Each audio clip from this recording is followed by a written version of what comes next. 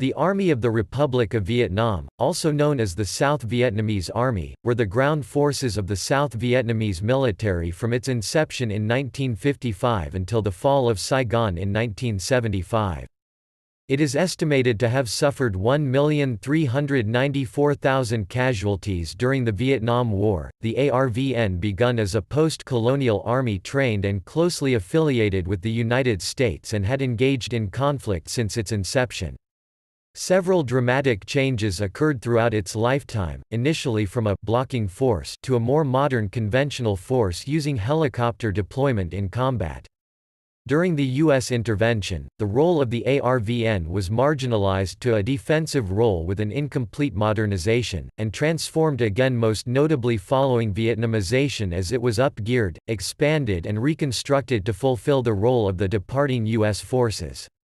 By 1974, it had become much more effective, with foremost counterinsurgency expert and Nixon advisor Robert Thompson noting that regular forces were very well trained and second only to U.S. and IDF forces in the free world, and with General Creighton Abrams remarking that 70% of units were on par with the U.S. Army.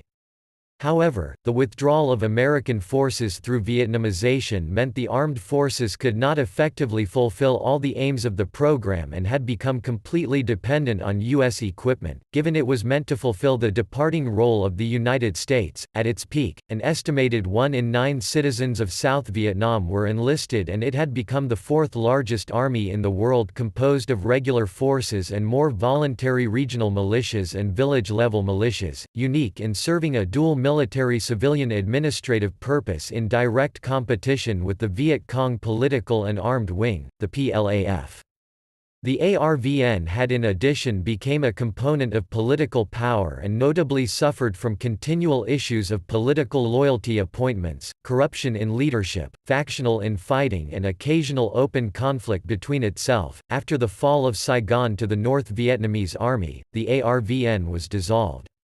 While some high-ranking officers had fled the country to the United States or elsewhere, thousands of former ARVN officers were sent to re-education camps by the Communist government of the new, unified Socialist Republic of Vietnam.